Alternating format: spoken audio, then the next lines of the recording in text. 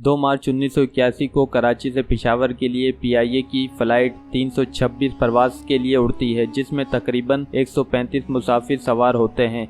इसके उड़ने के कुछ ही देर बाद अगवा कर लिया जाता है और तैयारे का रुख काबिल अफगानिस्तान की तरफ कर दिया जाता है। तारीखी तवील तरीन हाईजैकिंग में से ये एक है जो 13 दिन तक जारी रही। इस हाईजैकिंग के ताने बद ताने जुल्फ़िकार अली भुट्टो के बेटे मीर मुर्तज़ा भुट्टो से जा मिलती है। मीर मिर्ज़ा भुट्टो ने अपने वालिद की फांसी का बदला लेने के लिए ये मसला मूवमेंट का आगाज़ करते हैं और एक तंजीम अल जुल्फ़िकार तरतीब देते हैं, जिसमें वो पीपल्स पार्टी का नौजवानों को मसला जद्दोजहद के लिए रागिब करते हैं। इस हाईजैकिंग के लिए मिर्ज़ा भुट्टो सलामुल्लाह टीपू को चुनते हैं, जो कि एक जज्बाती नौजवान था, लेकिन कुछ दिन बाद ही सलामुल्लाह टीपू को मिर्ज़ा भुट्टो का पैगाम मौसूल होता है कि इस हाईजैकिंग को रोक दो, लेकिन सलामुल्लाह टीपू इस मंसूबे पर अमल दरामद करना चाहते हैं क्योंकि कराची की पुलिस इस्लामी जमीयत तलबा के कारकुन के कत्ल के इल्ज़ाम में सलामुल्लाह को ढूंढ रही होती है। कहा यह जाता है कि मिर्ज़ा भुट्टो इस मंसूबे से पीछे हट गए थे, लेकिन राजा अनवर जो कि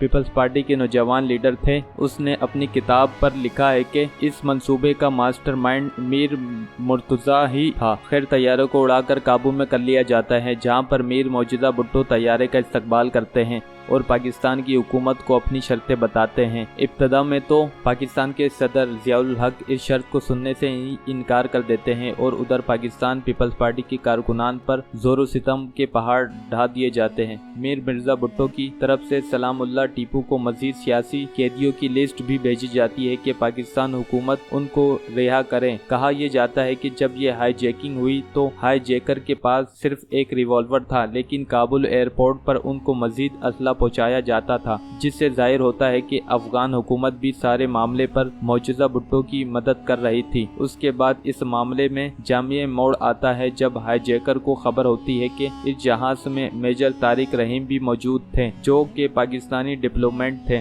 मेजर तारिक रहीम जुल्फ़िकार अली भुट्टो के ADC के तौर पर काम कर चुके थे। उन्होंने अखबार पर चंद नोटिस लेकर मिर्ज़ा भुट्टो को भेजे और उन्हें जुल्फ़िकार अली भुट्टो के साथ अपना ताल्लुक याद दिलाया। ये नोटिस जब मीर मुर्तज़ा भुट्टो को मिलते हैं तो वो न सिर्फ उनको फाड़ देते हैं बल्कि सलामुल्लाह टीपू को हुक्म देते हैं कि तारिक रहीम को मार दिया जाए। तारिक रहीम को जहाज के सामने लाया जाता है और उन पर तशद्दुद किया जाता है और फिर उनको मार दिया जाता है। ये बात जब पाकिस्तानी हकाम तक पहुंचती है तो उनके इरादे पस्त होना शुरू हो जाते हैं। जहाज को काबिल एयरपोर्ट पर रुके 6 दिन हो चुके होते हैं। इतने में मिर्ज़ा भुट्टो सलामुल्लाह के जरिए पाकिस्तानी हकाम को पैगाम पहुँचाते हैं, अगर उनकी शराइत ना मानी गई वो तैयारे में मौजूद 6 अमरीकियों को मार देंगे। उसके बाद तैयारे को काबिल एयरपोर्ट से दमश्क की एयरपोर्ट पर ले जाया जाता है, जहां 7 दिन की मजीद गुफ्तो शनात के बाद तैयारे को छोड़ दिया जाता है और उधर पाकिस्तान में पाकिस्तान पीपल्स पार्टी के रहनुमाओं को भी मुआहदे के बाद छोड़ दिया जाता है।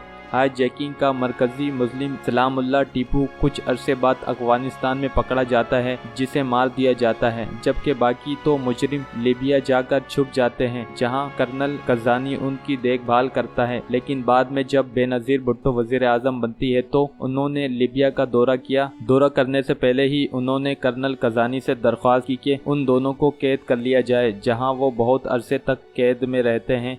इस वाक़ये ने पाकिस्तान पीपल्स पार्टी को नाकाबिले तनाफी नुकसान पहुंचाया। ये थी हमारी आज की वीडियो।